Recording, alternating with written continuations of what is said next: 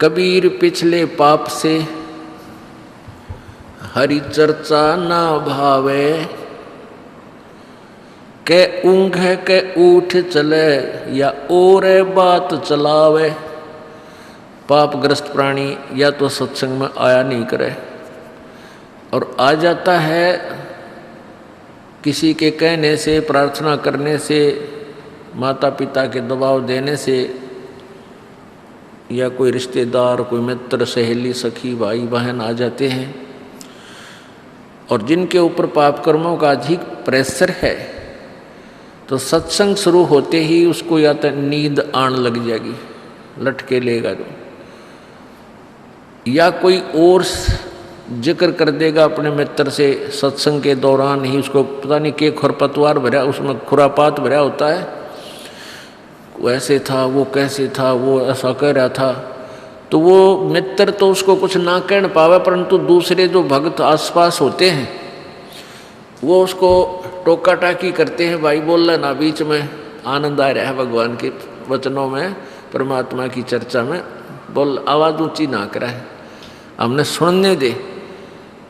तो फिर वो क्या करता है, उठ के चल पड़ता है, चला जाता है, वो बैठ नहीं सकता। ये उसके पाप कर्मों का प्रेशर है, दबाव है, जो उसको भगवान से दूर रखे हुए। यहाँ से तो उठकर चला गया और बनवाना की यात्रा में एक्सीडेंट होकर मर गया, वहाँ से कहाँ जाएगा। अब फिर क्या होगा, वो बैल बनेगा, नाथ डलेगी, रस्सा बांध दिया जाएगा। अब अपनी मनमानी नहीं कर सकता, ना समय पर चारा चर सकता, ना समय पर जल प्राप्त कर सकता, ना बोल कर बता सकता मुझे कहाँ दुख है, मुझे प्यास लगी है या भूख लगी है। लगी रहो। तो क्या बताते हैं भगवान, कबीर पिछले पाप से हरि चर्चा ना भावे, या ऊँघ या उठ चले, के और बात चलावे। या तो ऊँघ लग जाएगा या उठ कर चला जाएगा, यहाँ बैठेगा तो और इधर उधर के गप्पे मारेगा। तुलसीदास जी कहते हैं, तुलसी पिछले पाप से, पिछले जन्म जन्मांतर के पाप जो एकत्रित होते हैं प्राणी को, जो प्रारब्ध में मिले हुए होते हैं, उन पापों के प्रभाव से हरिचर्चा ना भावे। जैसे जबर के बेगते भाई भूख विदा हो जावे। जिस प्रकार किसी व्यक्ति को मलेरिया हो गया हो, मलेरिया जबर हो जावे, उसको भूख लगनी बंद हो जाती है। और घर वाले कोशिश भी करते हैं कि ले थोड़ा सा खा ले, सेब खा ले, संतरा खा ले, रोटी खा ले, तो वो खाना खाने की चेष्टा भी करता है, तो उसको वो वस्तु सेब भी कड़वी नजर लगती है, महसूस होती है, वो नहीं खा पाता, छोड़ देता है। अपने आत्माओं ने तो सेब कड़वी, ना प्रतिदिन आहार करने वाली वह रोटी कड़वी, ना काजू किस्मत ये मनुखा दाख कड़वी। लेकिन उस बुखार ने, उस जबर ने उस व्यक्ति के शरीर की व्यवस्था को इतना खराब कर दिया, बिगाड़ दिया कि उसको मीठी वस्तु भी कड़वी लग रही है, कौड़ी लग रही है। ऐसे ही जिस व्यक्ति के पाप गणे बढ़ जाते हैं, उनको राम नाम की मनुखा दाख भी कड़वी लगती है। अब इसका समाधान क्या है? जिस व्यक्ति को जबर हो गया है तो उसके लिए क्या समाधान है कि उसने कड़वी कुनीन खानी पड़ेगी। वो कुनीन की टेबलेट, गोलियां, बट्टी, वो बहुत कड़वी होती है, जुबान पर भी नहीं रखी जाती, और वो कड़वी दवाई खानी ही पड़ेगी जबर मुक्त होने के लिए, रोग मुक्त होने के लिए। वो चाहे इच्छा बने या ना बने, वो फांकी मारनी पड़ेंगी गोलियों की, औषधियों की, और कड़वी दवाई खाने से ही वो स्वस्थ होगा। और जब वो स्वस्थ हो जाएगा, जबर उसका समाप्त हो जाएगा, तो फिर देखना वही रोटियां इतनी स्वादिष्ट लगने लग जाएंगी, समय पर भूख लगेगी, चाहे सब्जी भी ना हो घर वाले कहेंगे इसलिए सब्जी बना देते हैं, तो वो यूँ कहेगा कि नहीं ऐसे दे दे, मुझे तो भूख लग रही है, और रूखी सूखी नमकीन रोटी जो की त्यों खा जाएगा। और पहले वही रोटियां उसको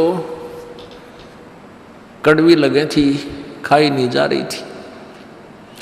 तो पुण्यात्माओं, प्रथम बार जो प्राणी सत्संग में आवेगा किसी के कहने सुनने थे, तो उसको ये परमात्मा की मनुखादाक, परमात्मा के वचन अच्छे नहीं लगे।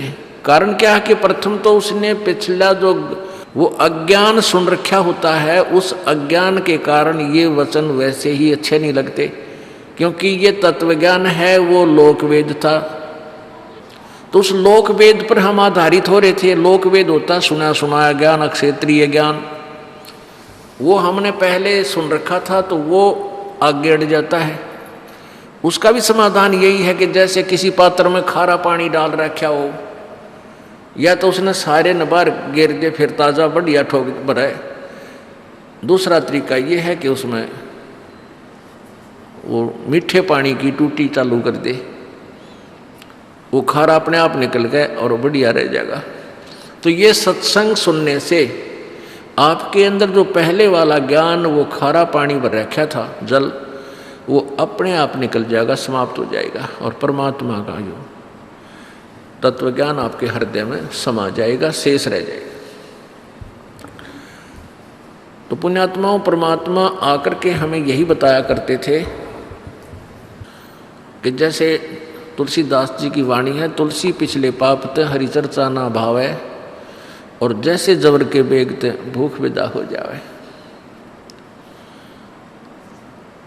तो उस प्राणी को परमात्मा की कथा अच्छी नहीं लगती जिसके पाप कर्म अधिक होते हैं। तो उसके लिए यही समाधान है कि सत्संग में आवे, और चाहे ना भी रुचि हो तो भी सत्संग सुनता ही रहे। तो ये कानों के माध्यम से, ये कानों के माध्यम से ये परमात्मा की टेबलेट, ये दवाई, ये औषधि अंदर जाएगी और अंदर के उस पाप रूपी जबर को नष्ट करेगी। और फिर देखना आपकी क्या दशा हो जाएगी।